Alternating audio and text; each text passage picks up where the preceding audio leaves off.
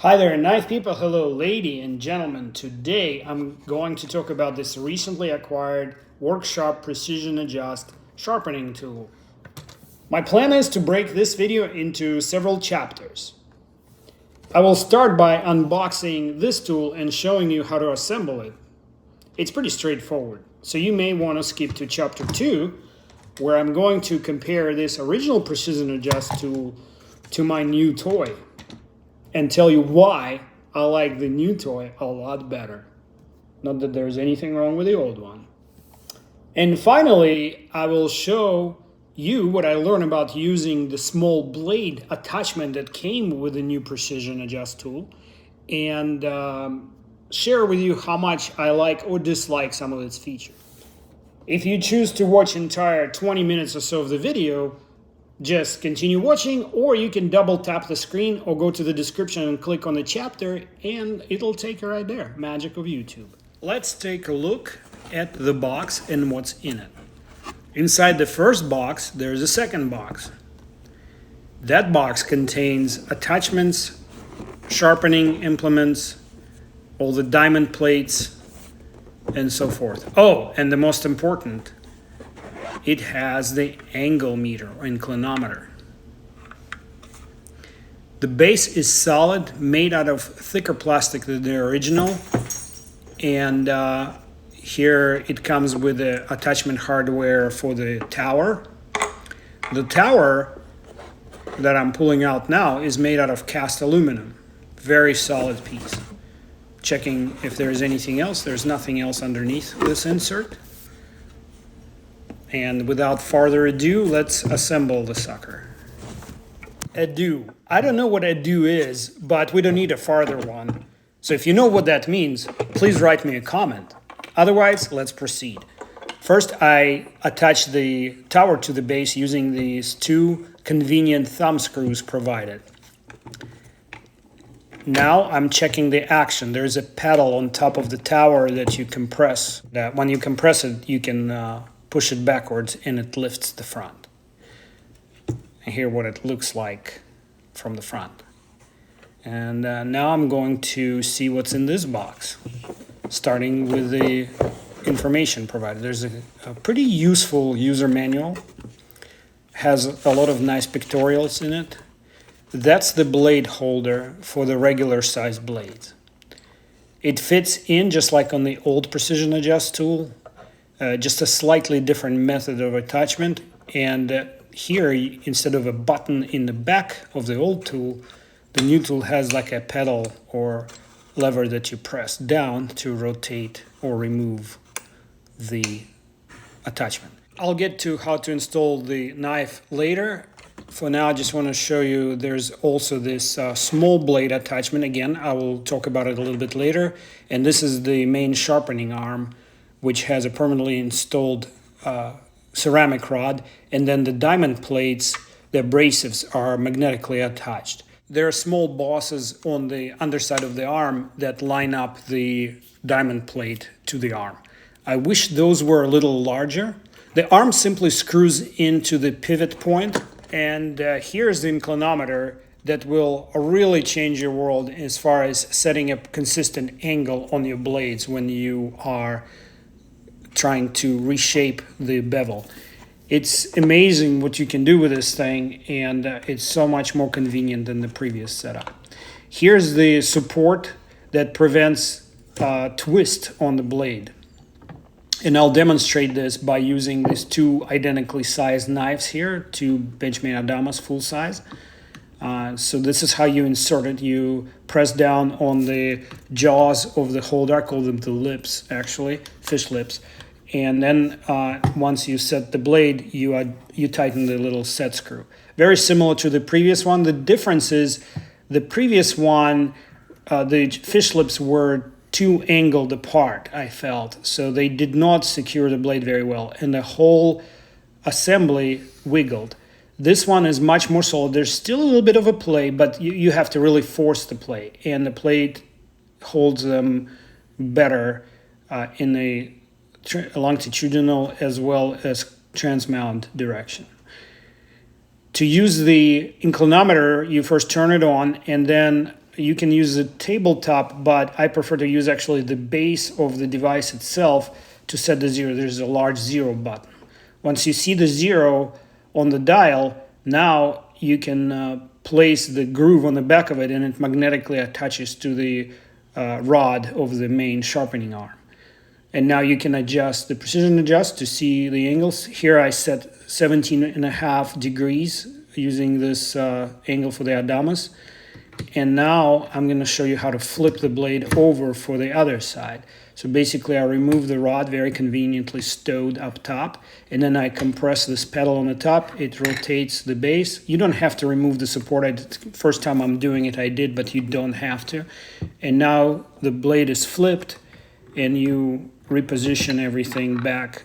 Like I said, this is not necessary to remove. And now the blade is sitting there, and now I'm going to check the angle. So I basically re-zero it again. I notice this thing holds 0 pretty well, but because I'm doing it the first time, I'm re-zeroing it again, or checking the 0, and now I'm placing it on the rod, and now you can see that I am 1/4 of a degree off. That's how accurate this thing. It will not measure less than 1/4 of a degree, but it's not visible to naked eye. Even at a 1/4 degree, I think you can start to see the difference at half. So now I'm repositioning the blade again, and I'm going to place the arm on and recheck the angle to see if it returned to the original angle, and clearly it did.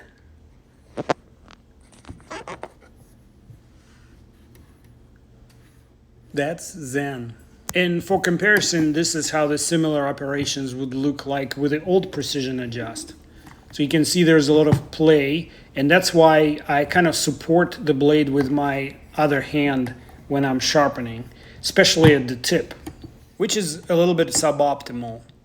And let me show you how I learned to adjust it. First of all, there's a lot of wiggle in this adjustment runner, and I ended up putting like a tie to create some tension so it doesn't go out of adjustment as I sharpen.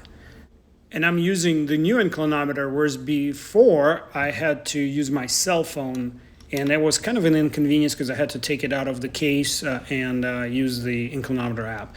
Also notice how much wiggle and play is in it, so how do you expect a accurate edge with that much wiggle? I just stored the arm in the upward position, which is also a good feature, and I'm checking for wiggle. There is some play, some tolerancing, open tolerances in that adjustment screw, but there's no longer an excuse to have inconsistent angle with that inclinometer. Take a moment and look at my facial expression in this video. This is a face of a very satisfied engineer. I've been in various machine shops since I was 12, and believe me, I know when I see a tool that is toolbox worthy for any machinist. And it's time to check out the ceramic rod that is there for sharpening the serrated blades. And to demonstrate, I'm using Benchmade Presidio Auto partially serrated blade. I clamped it in just like any other knife. The blade is a little thinner than the Adios, so I have to adjust the set screw here. And now I'm bringing down the arm upside down. You can check the angle. Here I'm just doing a demo, so I'm not really sharpening, so I'm kind of eyeballing the angle. But in real life, I would use the black marker and then try to find the correct angle and make sure that next time I sharpen it, I set it to the same angle. Now the rod is wide enough to sharpen the large serration, but I wasn't sure that it could get into every small serrations. So limited utility to that. And back to the Adios. I find it very convenient to install the knife in this position because it gives you a better visibility to both sides of the blade. And then these lips, this jaw or fish lips hold the blade a lot more secure than on the old precision adjust. It's just less rubbery, I guess, or harder rubber on the lips there. Very secure. And here's a final look at the original precision adjust. This is how you rotate the blade by pressing the button in the back and then swiveling the blade. Here you have to mind the length of the blade so you don't hit the table surface. And constant concern for me working with this tool were how loose these jaws are holding the blade. Hey knife people, pause for a second. I have, at the time of filming this video, I have 2,500 subscribers. The reason they tune into my channel is because I'm unaffiliated with knife companies, knife makers, knife retailers, distributors, etc., etc. In fact, at this time, my YouTube channel is not even monetized. Now, the reason I do it is because I want to deliver unencumbered opinion, unaffected by greed or dependency on how many knives somebody sells.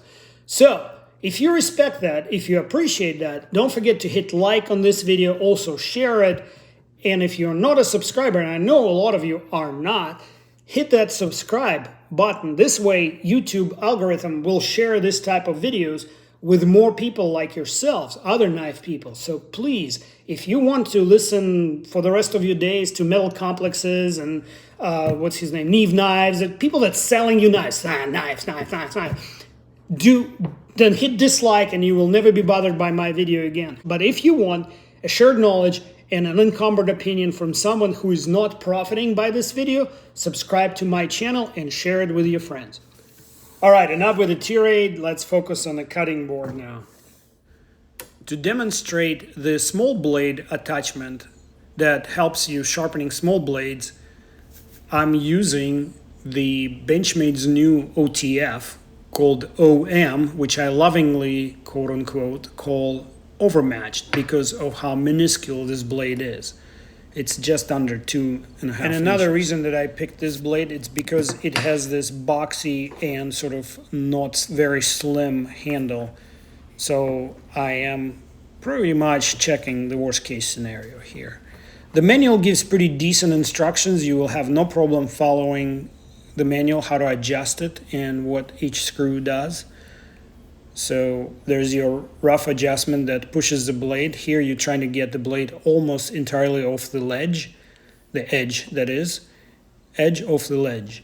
And then you're going to use the fine adjustment to push the tip off the ledge there so that no part of the edge that you're sharpening is hovering over that aluminum base covered with that some kind of transparent sticker, which is not very robust actually. My honest impression of this attachment, I could do without it. I don't think it buys you a lot, but keep watching and you will see why. It's a personal opinion. You're welcome to disagree with me, but there are a couple other implements that I'd rather they included in the set than this gimmicky base that they provided. And Benchmade OverMatched is a good example of how hard can it be to set a small knife in a device such as this. It has a very steep primary bevel and then it has the false edge on top, so there is no flat part to this blade at all. Anyway, you need to remove the jaws that are there for the regular size blades and remove the support piece. And now this base just slides right over that metal rail on the base of the device. And you're ready to go. There's no more locking or anything like that. So you just lower the tower and it just sits there. And then you can use your arm like you would normally use it with any other blade. This device positions the small blade roughly in the same plane as the large blade would be. So the angle adjustments are required, but they are not overly big adjustments. The manual provided with the tool states that when sharpening the small blade, you would have to hold the knife by the handle and use one hand to run the abrasive and the other one to support the knife, which is not ideal because some things are not better done with the left hand. And I'm a right-handed, so I see some struggles ahead. You can use the inclinometer just like you would use it with a large blade to set the angle, and you're pretty much ready to go. As you can see, to do this side of the blade, I have to reposition the tool. Again, this was probably a terrible choice of the small blade to demonstrate this device, because the blade has no flat space on it whatsoever, and you can actually see the wiggle. I'm not able to maintain a consistent pressure on the blade. Exit Benchmade, enter Victorinox classic Swiss Army miniature blade with its charming little 8mm wide blade. And of course you're gonna need to adjust, because it's probably the smallest blade you will be able to do here. Here you go, rough adjustments, a little more. I'm trying to put the cutting edge over the ledge here, and then rotate the tip outward again so it hangs outside the boundaries of the ledge. And now you can see that you still have to support it, even if it's a much flatter blade. So I'm going to switch it to where I use my right hand to stroke and left hand to support the blade. And finally, almost there. Are we there yet? Am I ever going to start sharpening this knife? Not yet. More adjustments. It may be coming from inexperience, but I probably would have been done by now doing it by hand or on my miniature belt sander. And finally, here's some sharpening passes here. The diamond plates that came with it are top-notch, even, consistent, nice flatness to them. You will enjoy using these tools. And not to forget, they are almost twice as wide as the original Precision Adjust plates, which makes me very happy, because I think the wear and tear will be much less on this tool. I sharpen a lot of large blades. I have large folders and lots of fixed blade knives that I do torch tests on and then resharpen. So I'm very happy about that. And here you go. We're going to switch to left-hand operation here for the other side of the blade. Again, that's why I don't attach the base to my tabletop. And here you go.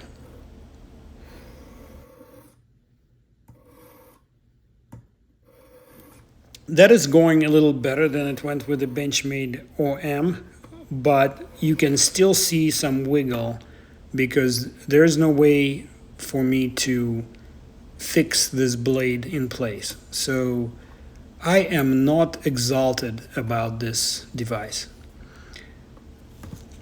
I would call the results satisfactory, but not any better than I would achieve by hand or using my miniature belt sander. Hey, and in conclusion of this video, I'd like to give a shout out to the Knife Center. It's an online retailer, knifecenter.com, all one word, and specifically to Dave Anderson and Thomas and Seth, guys who did the video introducing this device and comparing it to other sharpening methods. The video was so good and so much better than anything else that was put out by other retailers or actually Worksharp themselves, that I made a promise in the comment that if I'm going to buy one of these, it'll be from Knife Center, so that they continue doing quality job in supporting our community. Anyway, so shout out goes to you guys, Dave, Tom, Seth, and thanks a lot. I'll provide the link to that retailer in the description, even though I get absolutely no kickback. I'm not affiliated with the Knife Center, so thanks a lot. Anyway, my near future plans are, I got these 2 bucks here, both US made. One is $65 knife. This one is a $15 or $18 knife. And so the price ratio between the two of them is about the same as between the two sharpening devices. So I haven't decided on the exact scenario. Will I put the cheap knife on the expensive device or expensive knife on the cheap device? Yeah, I haven't figured it all out, but if you subscribe and tune in, I promise I'm going to make it a fun video, and this way you won't miss it.